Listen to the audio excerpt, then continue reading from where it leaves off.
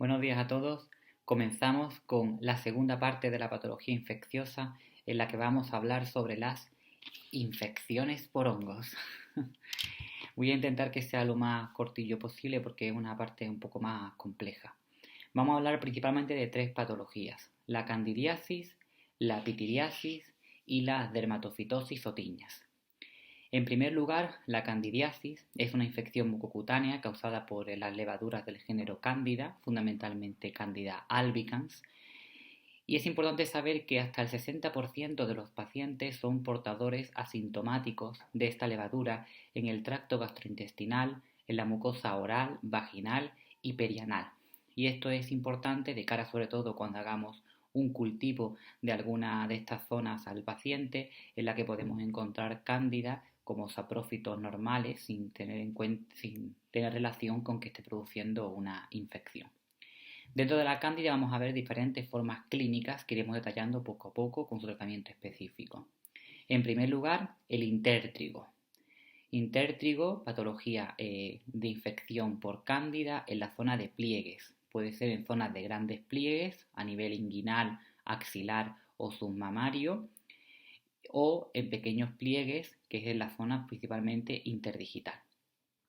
En la zona de grandes pliegues, como vemos por ejemplo aquí en la imagen, es una infección por cándida en la zona del pliegue submamario, en la que se aprecia una placa eritematosa delimitada por un borde irregular, con presencia de unas lesiones externas en forma de pápula o pústulas que se le llaman lesiones satélite.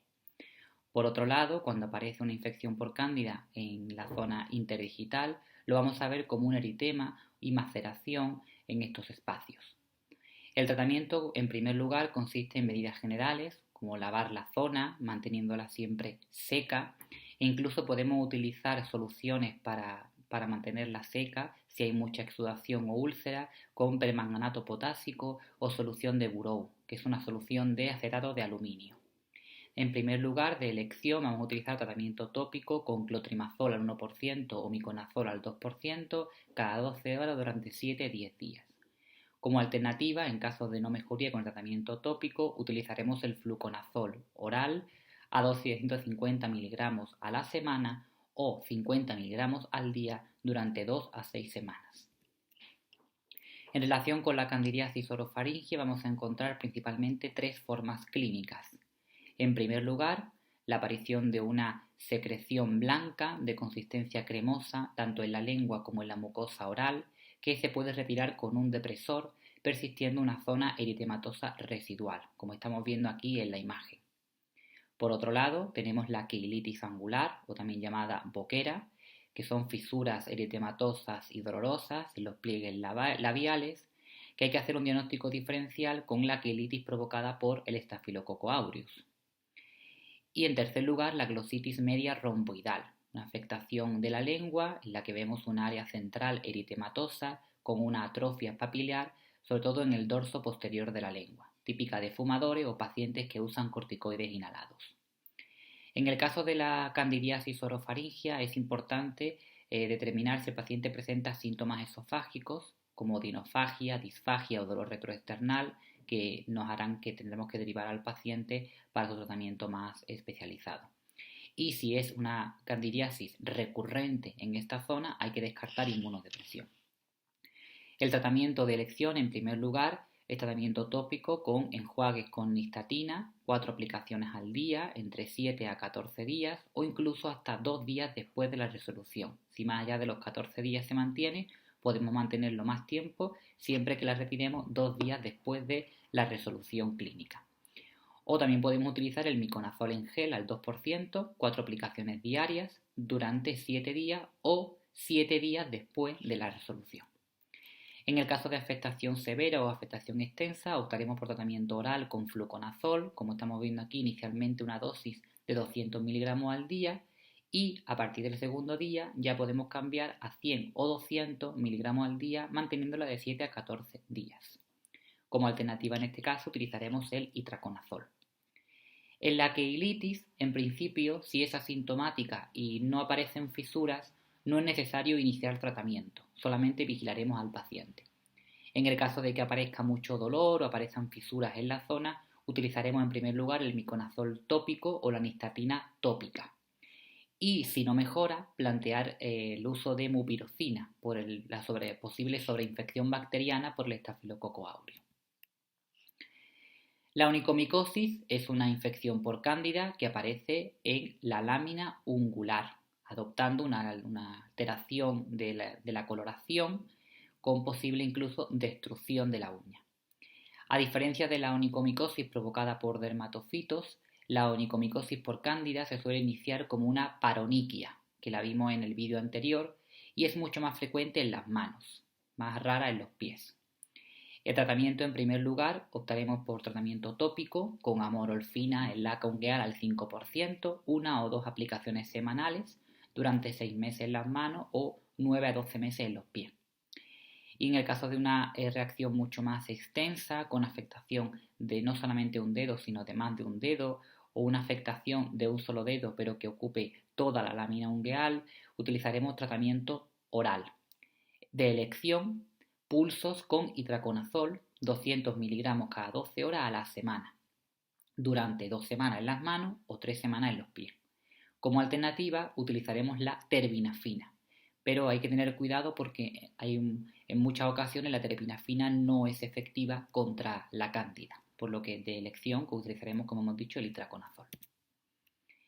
La paroniquia crónica es una infección provocada por cándida en la que aparece dolor y eritema alrededor de las uñas, provocando síntomas similares a la paroniquia aguda. Sin embargo, son pacientes que de forma recurrente durante varios meses están presentando continuamente paroniquia.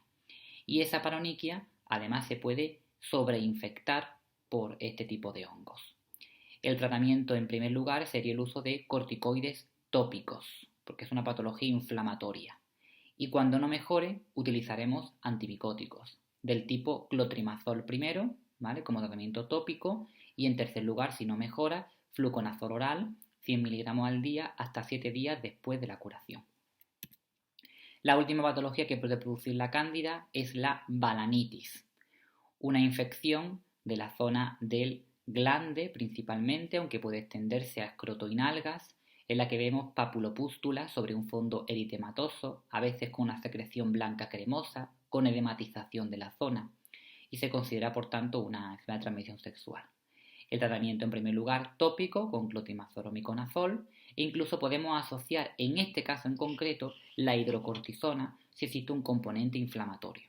En el resto de patologías la guía no determina si es posible o no iniciar tratamiento con hidrocortisona, pero hay que tener mucho cuidado porque en algunas ocasiones los corticoides producen una inmunodepresión que agrava el cuadro. Pero en este caso la balanitis, al ser una patología dolorosa, con mucha inflamación, con mucho edema, sí la podremos utilizar siempre que la hagamos de forma concomitante con el uso de antimicóticos. En el caso de una afectación más severa, muy sintomática, optaremos directamente por el tratamiento oral con fluconazol en dosis única. Continuamos con la segunda de las patologías producidas por hongos, que es la pitiriasis versicolor. Está producida por un hipercrecimiento de levaduras saprófitas que se encuentran conformando la flora normal de la piel del género Malassezia y en condiciones específicas como por ejemplo en condiciones de humedad, agresión solar, pues pueden proliferar y pueden provocar pues una infección mucho más diseminada, principalmente en la zona del tronco. No es contagiosa, puesto que es un hongo que vive una levadura que vive en la piel de forma normal. Produce, por tanto, como vemos aquí en la imagen, máculas redondeadas, ovaladas, descamativas con el raspado, un signo clínico importante. Al rasparla se libera restos de piel, que pueden ser zonas como más claras o más oscuras que la piel sana. Además hay que tener en cuenta que empeora falsamente con el sol, porque las lesiones se pigmentan menos que la piel sana. El tratamiento en primer lugar, en el caso de una afectación localizada en una zona, será el uso de tratamiento tópico, con ketoconazol en gel al 2%, una aplicación al día. Lo dejaremos actuar durante 10 minutos y luego lo retiraremos con agua y jabón. Y lo mantendremos durante 5 días. También podemos utilizar un champú con sulfuro de selenio al 2,5%, exactamente igual que con el ketoconazol, pero que este no estaría indicado en la afectación de genitales. En menores de 18 años, en pacientes embarazadas o pacientes que están dando la lactancia, solamente podremos utilizar el clotrimazol en crema cada 12 horas durante 2 a 3 semanas. Y se complica un poco más el tratamiento. Cuando la afectación es extensa, afecta más del 25% de la superficie corporal, es una afectación crónica, recurrente, refractaria al tratamiento tópico, emplearemos tratamiento oral con fluconazol 400 miligramos en dosis única o incluso manteniéndolo 300 miligramos a la semana durante 2 semanas. Y de segunda elección, el itraconazol. Para prevenir las recurrencias en estos pacientes que muchas veces suelen presentar esta patología de forma recurrente, hasta el 60% recurren el primer año, podemos utilizar ketoconazol en gel 3 días antes de la exposición a factores de riesgo, como puede ser por ejemplo el sol, viaje a zonas específicas que son zonas como más húmedas, más zonas con mucho calor, o incluso la aplicación semanal durante 6 meses. Tener en cuenta que el color normal de la piel puede tardar en recuperarse. Por tanto, solamente consideraremos que ha recurrido la infección cuando reaparece de nuevo la descamación. Por último, hablaremos de las tiñas o dermatofitosis. Los dermatofitos son hongos que colonizan la piel, el pelo y las uñas. Tenemos múltiples géneros de estos dermatofitos, siendo los más frecuentes implicados en la patología el Microsporum, el Trichophyton y el Epidermophyton. Se contagian persona a persona, aunque también se pueden contagiar a través de animales o a través del suelo. El diagnóstico es clínico principalmente, aunque se puede observar también la presencia de estos dermatofitos con la prueba del hidróxido potásico y se puede realizar incluso el cultivo. Sin embargo, hay que tener en cuenta que el cultivo es poco sensible. Puede tardar hasta 4 o 6 semanas en crecer y hasta el 50% aparecen como falsos negativos. Por lo que en caso de tener un diagnóstico clínico de una dermatofitosis que tengamos claro que es una infección micótica, pues tendremos que repetirlo hasta 3 veces para poder decir que es negativo de verdad. Vamos a ver diferentes formas clínicas. La primera, la tiña del pie o tiña pedis, que aparece de 3 formas diferentes. Puede aparecer en forma de pie de atleta, como vemos aquí en la imagen, como lesiones interdigitales, descamativas, con eritema, maceración, fisuración. Podemos ver la típica tiña en mocasín, son lesiones queratóxicas que afectan a casi todo el pie, fundamentalmente planta y cara lateral. Y además, como vemos aquí en la foto, es típica la afectación de la mano dominante contagiada por el rascado, que tendremos que tratar de forma concomitante. Y en tercer lugar podemos ver una tiña inflamatoria con vesículas y ampollas en el pie, también provocada por dermatofitos. El tratamiento va a ser mantener la zona seca con la solución de Buró, el acetato de aluminio que hablamos anteriormente, lavado de la ropa y del calzado y el uso de imidazoles tópicos, el cotrimazol y el miconazol durante 4 semanas. Podemos asociar un corticoide también si hay mucha inflamación. En el caso de afectación extensa, o incluso la tiña en mocasín, que se considera una afectación ya de por sí extensa, utilizaremos la terbinafina o el itraconazol. El itraconazol, como estamos viendo aquí en la imagen, tenemos diferentes dosis. Podemos usarlo 100 miligramos al día durante 30 días o podemos usarlo al doble de dosis, 200 miligramos al día, acortando por tanto así el tiempo necesario para que se elimine el dermatofito, pero teniendo en cuenta que este tipo de fármacos pueden provocar hepatotoxicidad, de forma que tendremos que hacer una analítica al paciente, como en todos los casos que utilizaremos tratamiento oral para los hongos, una analítica para ver cómo está la función hepática y si no, y si vemos que está afectada, reducir la dosis. En segundo lugar tenemos la tiña inguinal o tiña cruris, muy parecida a la producida por cándida, pero que en este caso el pene y el escroto suelen acostumbrar a estar libres de lesiones, a diferencia de la cándida que suele afectar a toda zona área genital. Vamos a ver una lesión eritematosa con un borde descamativo, sobreelevado, tiene unos bordes mucho más definidos, no tiene lesiones satélite como tenía la cándida y es típica la curación central.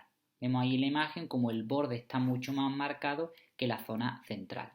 Esto, por tanto, nos da el diagnóstico más de una tiña inguinal más que de una cándida del pliegue inguinal.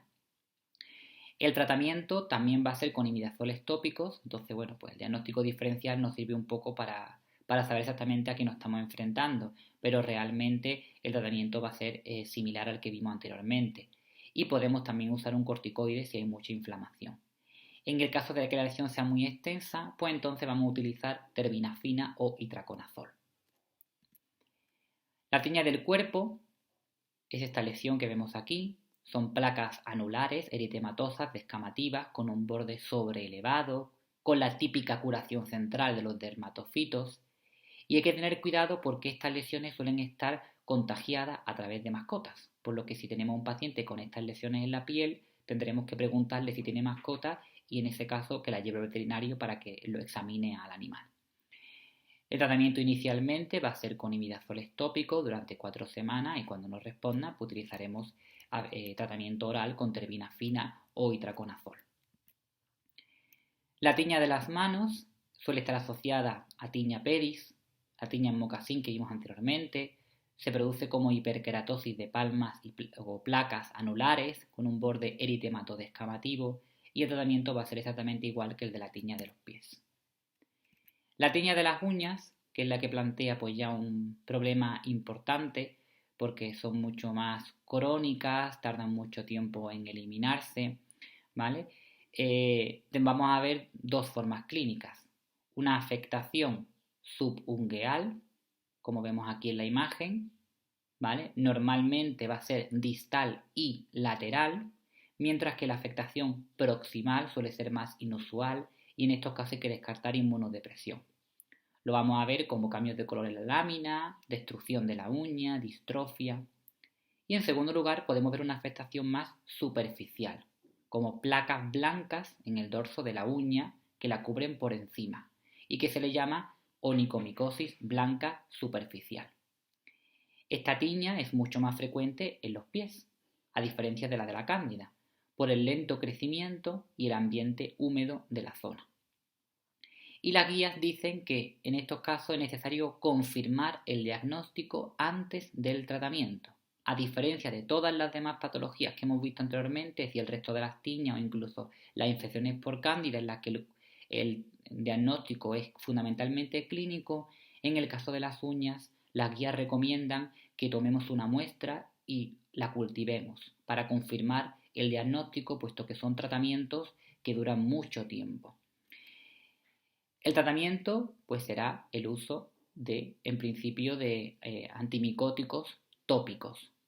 En el caso de la tiña blanca superficial o la tiña distal lateral, cuando la afectación es leve, es decir, afecta a una sola uña, vamos a utilizar un tratamiento tópico con ciclopirox al 8% o amorolfina. Mi recomendación, la verdad, es que utilicemos amorolfina por si no podemos hacer diagnóstico diferencial con la cándida, puesto que es también efectiva. El ciclopirox solamente es efectivo para los dermatofitos. Cuando la afectación es extensa, es una afectación proximal, es una onicomicosis proximal, afecta a más de un dedo o no responde al tratamiento tópico, vamos a utilizar tratamiento oral. En la mano de elección, la terbinafina. ¿Vale? Estamos viendo hasta 3 meses. Y como alternativa el itraconazol. En los pies también la terbinafina, pero durante más tiempo, hasta 6 meses. Y también como alternativa el itraconazol. Es importante conocer que para evaluar la respuesta hay que esperar el crecimiento de la uña, que puede durar hasta 18 meses. Es decir, hasta que esa uña no se caiga y vuelva a crecer una nueva uña, no podemos determinar que se ha curado la infección. A veces incluso la uña no vuelve a la normalidad, por lo que tendremos que hacer un nuevo cultivo para determinar que hemos eliminado al hongo responsable. También es importante decirle al paciente que deseche el calzado que esté muy usado o que use polvo antifúngico en el calzado. Y si no es posible, meterle una bolsa de plástico con naftalina durante 3 días. No quitar la uña, eso también es muy importante, eso lo único que va a favorecer son las sobreinfecciones. Y si la uña es muy gruesa, una uña es muy dolorosa, podemos utilizar una solución con urea al 40% en aplicación oclusiva por la noche. En el caso de la tiña de la barba, y ya vamos a terminar, o la tiña del cuero cabelludo, podemos ver varias formas clínicas. Una forma clínica superficial, que lo vamos a ver como placas de alopecia parcheada, con cabellos cortados, o incluso podemos ver placas eritematosas con pápula pústulas, similares a una foliculitis bacteriana. La forma superficial la estamos viendo en la imagen de arriba a la izquierda, o por ejemplo también en la imagen de abajo a la derecha. Este tipo de afectación produce una alopecia reversible tras la curación. Si la afectación es más profunda, se le llama una tiña inflamatoria, como vemos en la imagen de abajo a la izquierda o de arriba a la derecha, vamos a ver lesiones pustulosas con secreción seropurulenta y costras, que aquí hay que decirle al paciente que desgraciadamente le va a dejar una alopecia cicatricial, aunque el tratamiento sea efectivo y se cure. Es importante de cara al diagnóstico hacer un cultivo para determinar la especie causal, al igual que la onicomicosis. El tratamiento pues va a ser de elección tratamiento oral, con terbinafina 250 miligramos al día durante 2-4 semanas como alternativa al itraconazol, y en casos refractarios utilizar el fluconazol. Podemos utilizar también un champú antifúngico durante 2 veces a la semana, lo que reduce la carga de esporas y reduce la contagiosidad. Informar al paciente que es una patología muy contagiosa y que se va a seguir contagiando hasta 10-15 días después de iniciar el tratamiento. No vamos a usar corticoides y si tenemos mascotas en la casa, llevarlas al veterinario por posible infección a través de ellas. El objetivo es la curación microbiológica, no la curación clínica. Es decir, que cuando terminemos el tratamiento vamos a hacer un cultivo. Si es negativo, suspendemos el tratamiento. Si es positivo, vamos a seguir haciendo cultivos mensuales hasta que se negativice. Aquí vemos una tablita, a modo general, con los criterios para indicación de tratamiento oral en las tiñas, que ya le hemos ido detallando en las diferentes partes. Es decir, afectación de más de una zona corporal, tiña del cuerpo extensa, tiña en mocasín, tiña en zonas pilosas, como la tiña de la barba, onicomicosis con más de una uña, la tiña inflamatoria, la tiña incógnita, fracaso recibido al tratamiento tópico, diabetes, enfermedad vascular periférica o inmunodepresión.